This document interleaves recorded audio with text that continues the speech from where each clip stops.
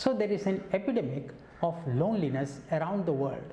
It's not just the young generation with their obsession for the touchscreen who are feeling lonely, but even the elderly octogenarians are feeling out of touch with the world around them.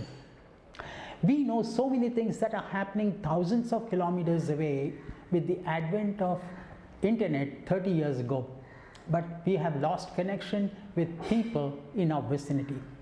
Hindi poet Sampath Saral puts it succinctly. He says we are desperate to get online approval with likes and subscription, but when we travel by air, we would prefer to get a seat flanked by empty seats. No doubt, loneliness is a global phenomenon, but do we have to be resigned to this globally pervading mental state which is supposed to be incorrigible?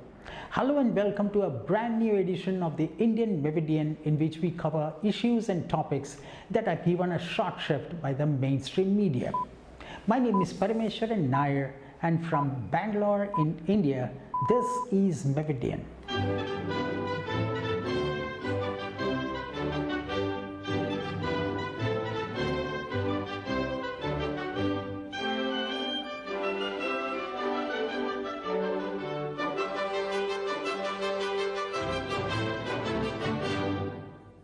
Many might think this to be strange, but even business magazines these days discuss loneliness.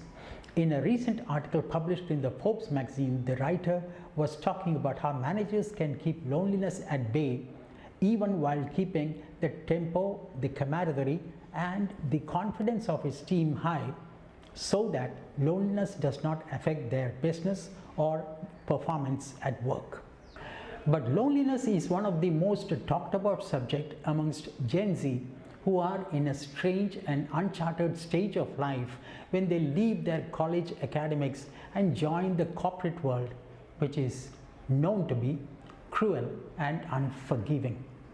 The corporate world no doubt has a steep learning curve for the new entrants who come into the workplace.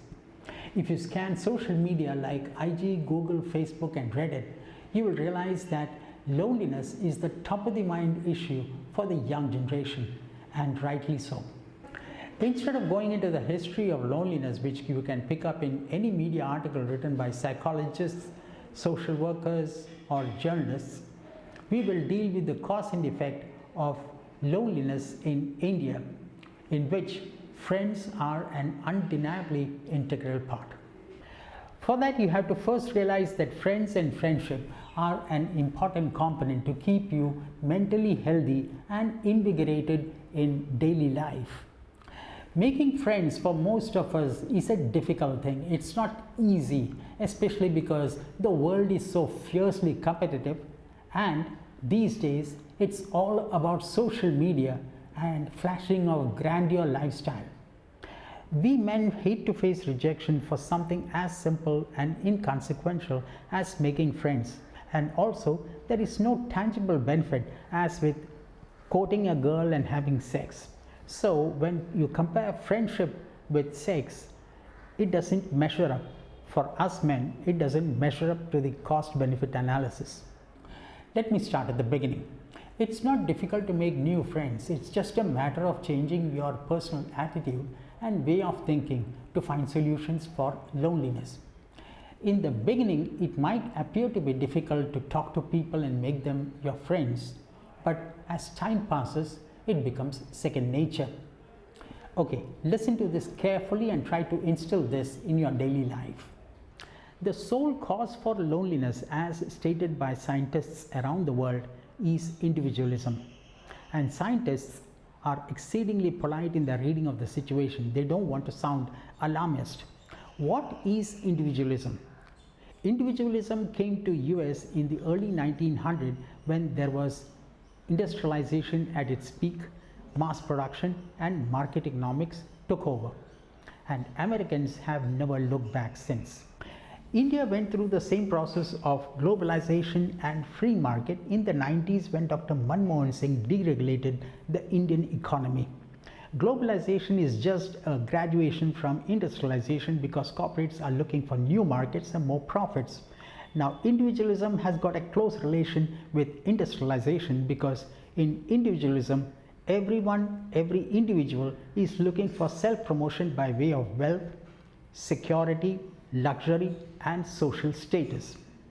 Individualism comes in the form of self-conceited and self-centered approach to life, where you only care about yourself. You don't care about what happens in the society or the problems faced by people in the larger context.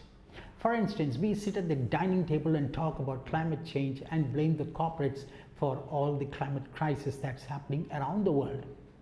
But at the same time, we aspire to live the lifestyle of our Instagram role models. We don't even understand the irony of the situation. Individualism works exactly like capitalism.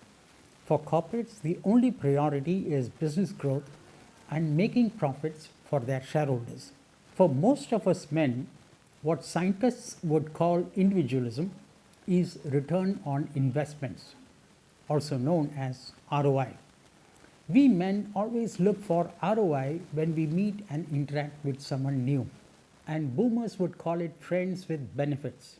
We want girls to make available sexual pleasure to us whenever we befriend them, and boys to offer money, political connections, job opportunities, business deals, or some such benefit. If we meet a stranger who does not offer any of these, we assiduously ignore him and refuse to make him our friend.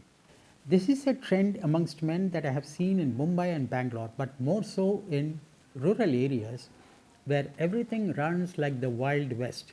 I've also noticed that once a guy suddenly gets a new job and becomes rich enough to buy a premium bike or a SUV, people's approach towards him changes overnight. Suddenly he becomes a star in the village and everyone wants to know him and be with him. This behavior has now percolated to urban areas too. In Mumbai, about 30 years ago, there were distinct cultural patterns observed in the first class and the second class compartments of local trains.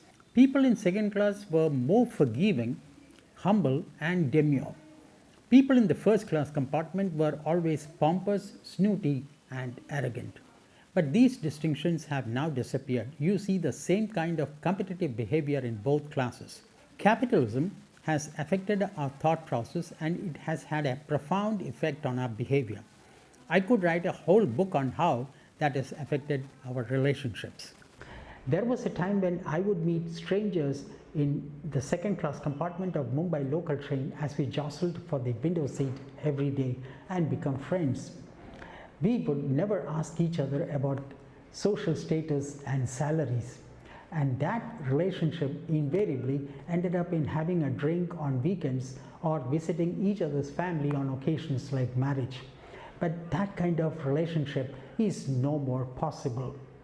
I would hasten to add that men till the age of 27 are quite gregarious, sociable, and trustworthy.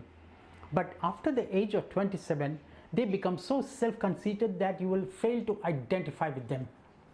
You might be wondering, why am I talking about all this to explain loneliness?